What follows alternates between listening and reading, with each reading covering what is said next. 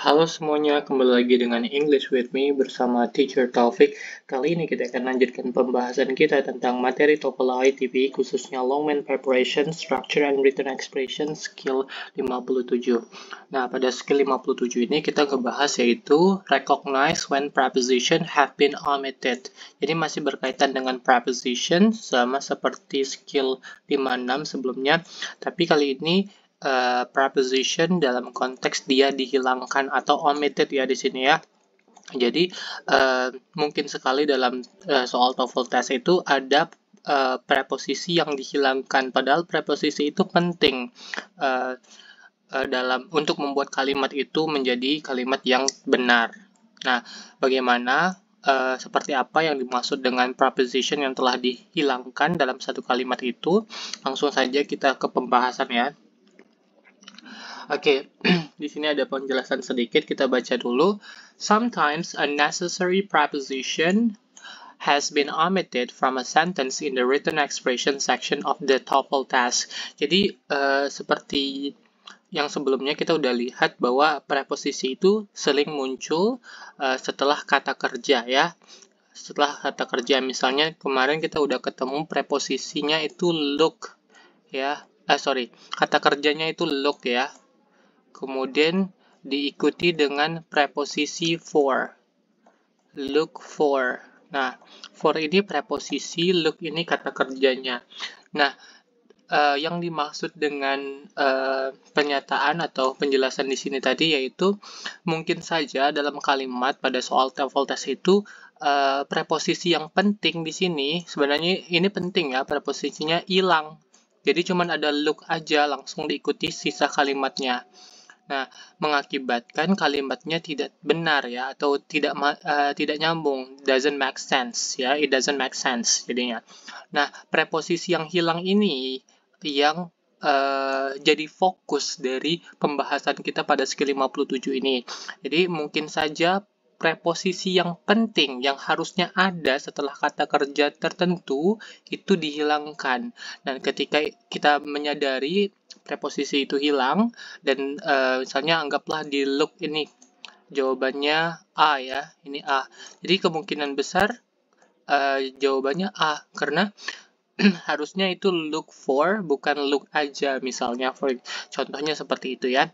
Nah, pada skill 57 ini kita fokus bagaimana mengidentifikasi penggunaan preposisi yang telah hilang dalam kalimat yang seharusnya ada tapi dihilangkan ya. Oke, langsung saja kita lihat ke contoh soalnya contoh kalimatnya biar kita lebih paham yang dimaksud preposisi yang dihilangkan dalam kalimat itu seperti apa, yang harusnya ada tapi dihilangkan. Oke, kita baca nomor 1. Can you wait me after the game? Nah, di sini ada kata kerja wait. Nah, kata kerja wait ini memerlukan preposisi agar menjadi kalimatnya sempurna.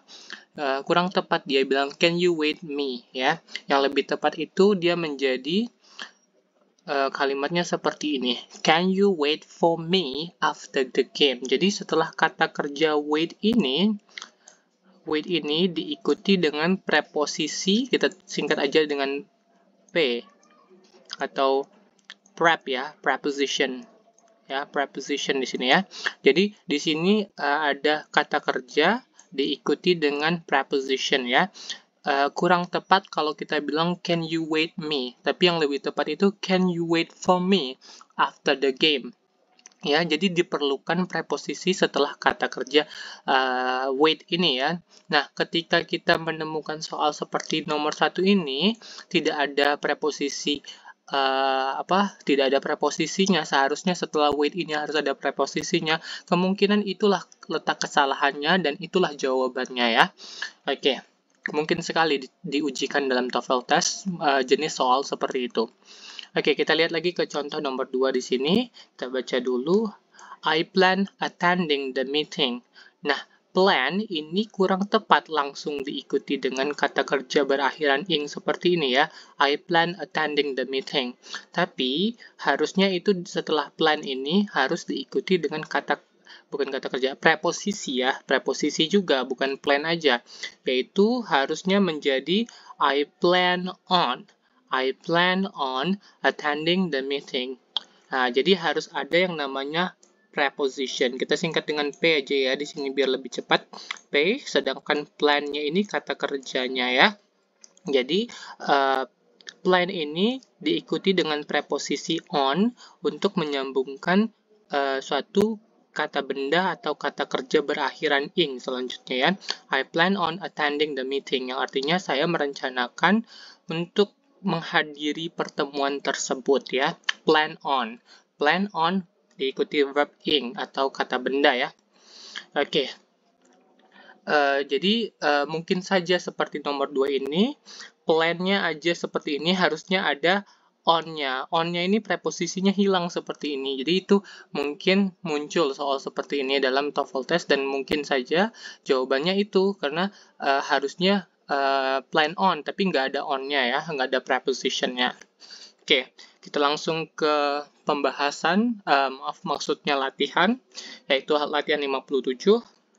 Pada TOEFL exercise 57 ini, maksudnya TOEFL skill 57 ini tidak banyak materi ya, karena untuk mengetahui apakah suatu kata kerja diikuti preposisi tertentu itu lebih ke pengetahuan kita ya. Semakin banyak kita membaca, maka semakin banyak tahu kita bahwa kata kerja tertentu itu diikuti dengan preposisi tertentu ya, ataupun perlu dihafal ya. Misalnya tadi ada plan diikuti dengan on, plan on. Kemudian wait diikuti dengan for. Kemudian ada look diikuti dengan for dan seterusnya. Itu semakin sering kita membaca menemukan kata kerja yang diikuti preposisi, semakin memungkinkan kita banyak mengenal kata kerja yang diikuti preposisi tertentu. Oke, balik lagi ke exercise 57 di sini. Oke, kita baca dulu perintahnya. Preposition have been omitted in some of the following sentences. Jadi, preposisi atau kata depan berikutnya telah dihilangkan di beberapa kalimat berikut ini ya. Jadi ada beberapa kalimat ini 1 sampai 10 itu nanti ada beberapa preposisi yang sengaja dihilangkan, yang seharusnya ada tapi dihilangkan ya. Mark where preposition have been omitted, tandai di mana preposition atau kata depan yang telah dihilangkan itu, then indicate if the sentence is correct, C, or incorrect, I ya. Seperti biasa kalau kalimatnya benar kita tulis huruf C, kalau salah kita huruf I. Oke, kita lihat nomor 1 di sini. If you take this job, it will be necessary to deal other departments. Nah, kita fokus ke penggunaan preposisi setelah kata kerja tertentu saja ya. Nah, di sini kita melihat ada penggunaan kata kerja deal. Nah, kata kerja deal ini, kalau dia diikuti kata benda berikutnya, dia tidak bisa langsung seperti ini. Dia harus ada preposisi untuk menghubungkannya ya, yaitu preposisi yang dibutuh adalah with ya, tidak bisa langsung deal langsung kata benda, tapi deal with dulu ya, deal with yang artinya mengurusi dengan ya, deal with. Oke, jadi if you take this job artinya jika kamu ambil pekerjaan ini, it will be necessary to deal with other department. Itu akan penting untuk berhubungan atau berurusan dengan department atau bagian lainnya. Jadi tidak bisa langsung deal kata benda, tapi deal diikuti preposisi with dulu ya, deal with. Ya, with-nya preposisinya harusnya ada di setelah kata deal-nya ini ya. Jadi ini kesimpulannya nomor 1-nya kurang tepat, incorrect. This is incorrect sentence. Harusnya ada preposisi, tapi preposisinya hilang di sini ya, penggunaan preposisinya. Now let's see number 2. Each child took one cookie from the plate. Nah di sini kita lihat ada lagi penggunaan kata kerja ya. Kata kerja, kita lihat dulu kata kerjanya di sini ada took. Ini kata kerjanya ya. Oke. Nah, kata kerjanya di sini kita cari lagi mana prepositionnya ya. Nah, ini preposisinya ya. Kita tulis dengan P saja ya. Jadi ini verb, ini prepositionnya. Dan ini udah benar ya. Kata kerjanya dan ada prepositionnya. Oke, yang artinya masing-masing anak mengambil satu kue dari piring tersebut ya. Oke, jadi ini udah benar, diikuti dengan kata kerja preposisi setelah kata kerja took-nya. Oke, dan make sense dan juga nyambung ya, atau ya it makes sense kalimatnya. Okay, number 2, correct sentence. Okay, now let's see number 3. In the discussion, Rob cited the rest. Nah, di sini kita melihat ada penggunaan kata kerja ya, cited. Ini kata kerja. Tapi di sini tidak ada prepositionnya ya. Harusnya setelah kata kerja cited ini harus ada prepositionnya di sini. Apakah preposition yang tepat untuk cited di sini? Harusnya dia memiliki preposition yaitu adalah with ya, cited with. Jadi kalimatnya itu yang tepat seperti ini ya. In the discussion, Rob sided with the rest. Bukan sided langsung kata benda, tapi sided with. Ya, side diikuti dengan kata preposisi atau kata depan with ya, sided with. Okay. So that is not correct ya. So number 3 is incorrect. It is incorrect sentence karena prepositionnya hilang atau omitted. Harusnya ada preposition with di sana. Okay, number 4. The board turned his suggestion for the project because it was too costly. Oke, di sini kita lihat ada penggunaan kata kerja. Nih ya, turn. Turn di sini harusnya ada prepositionnya ya. Kalau turn saja kalimatnya tidak make sense, nggak nyambung ya. Jadi kalimatnya jadi seperti ini. Turn itu membalikkan, memutar ya. Turn his suggestion. Yang lebih tepat itu turn down, yaitu menolak. Di sini harus ada preposition setelah kata kerja turn ya, yaitu turn down, yang artinya menolak. Karena apa yang ditolak yaitu suggestion. Jadi panitia itu menolak suggestion itu saran dia untuk project tersebut karena itu terlalu mahal, too costly. Jadi kalau turn aja itu artinya memutar ya. Oke, nggak tepat ya. Lebih tepat lagi itu menolak, turn down yang lebih tepatnya ya. Jadi hilang, harusnya ada preposition setelah kata kerja turn ya. Prepositionnya itu down yang artinya menolak. So number 4 is incorrect. Harusnya ada preposition tapi tidak ada prepositionnya. Okay, let's see number 5 here. He can always depend his friends. Nah, di sini kita lihat ada kata kerja depend.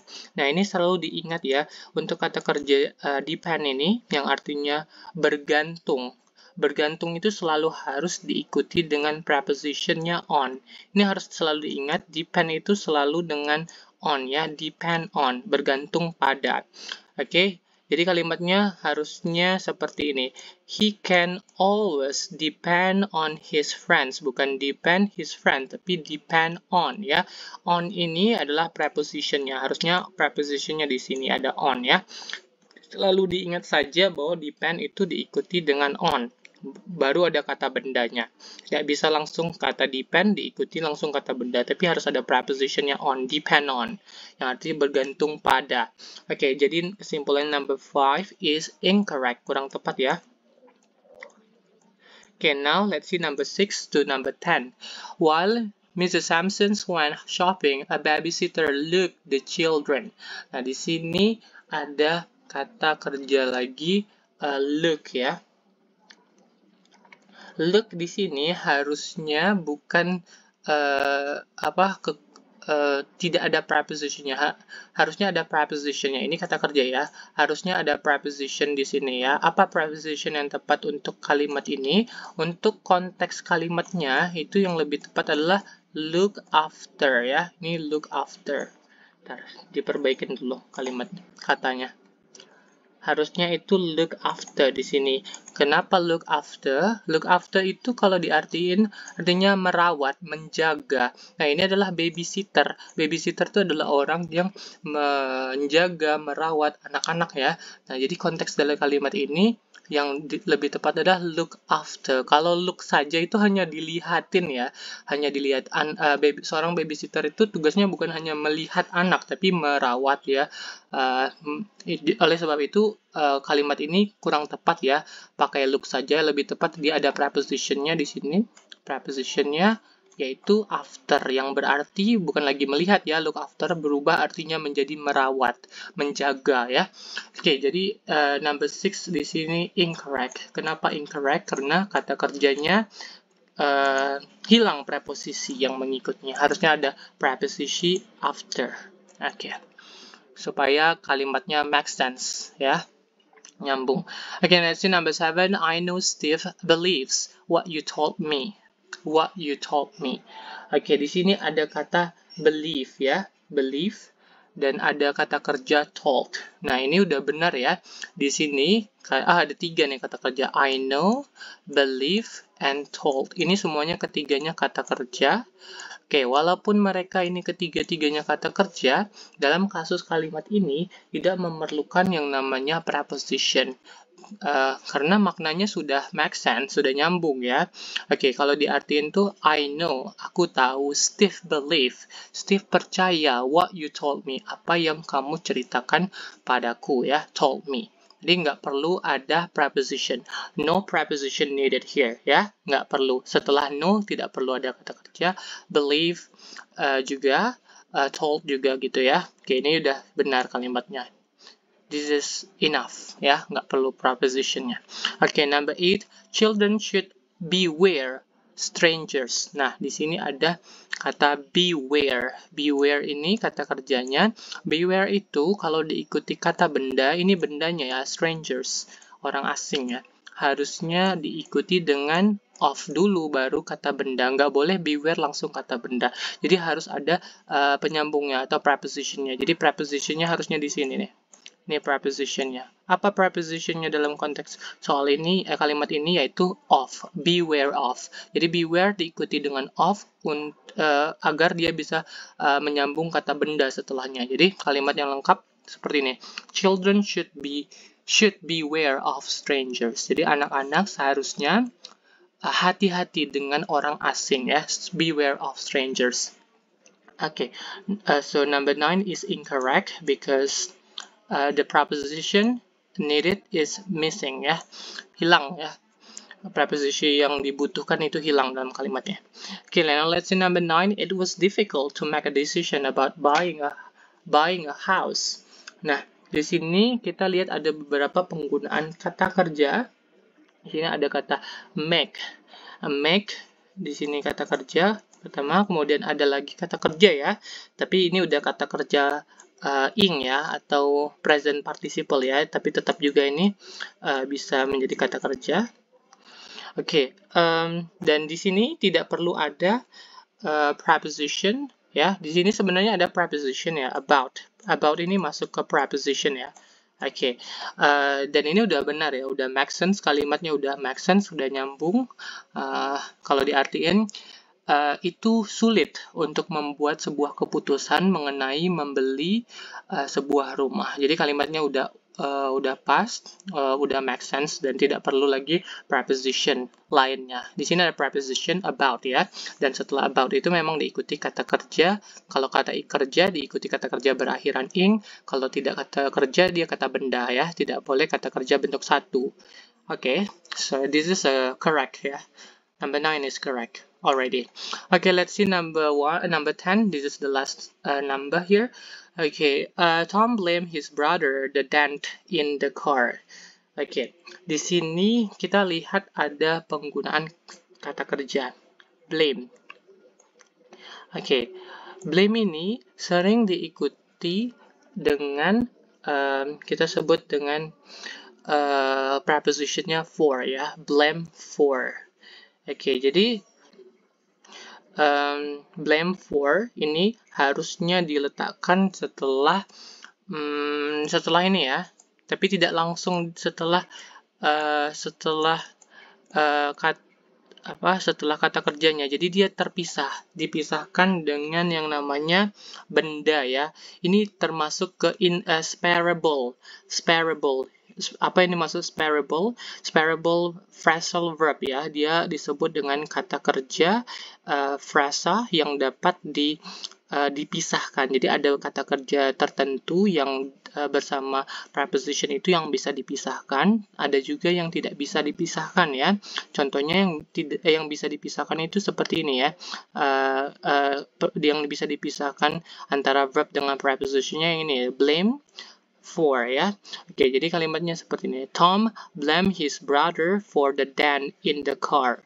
Jadi Tom itu menyalahkan saudara laki-lakinya atas kerusakan di mobil tersebut. The dent. Oke, the dent, cacat ya. Oke, number 10 ini incorrect ya. Harusnya ada preposition for, tetapi tidak ada preposition for di situ ya. Oke, karena kenapa dibutuhkan preposition for di sini? Karena itu menunjukkan apa yang dilakukan, kesalahan apa yang dilakukan ya. Blame someone for ya. Jadi blame itu sering diikutin dengan for, tapi setelah blame itu orang dulu. Jadi blame orangnya dulu siapa, baru for atas apa. Oke, that's all for our lesson today. Itu saja pembahasan kita kali ini. Jika ada yang ingin ditanyakan, bisa ditinggalkan di kolom komentar. Nantikan pembahasan-pembahasan materi bahasa Inggris lainnya di channel ini. Jangan lupa di like, comment, dan subscribe ya. Terima kasih. Sampai jumpa kembali.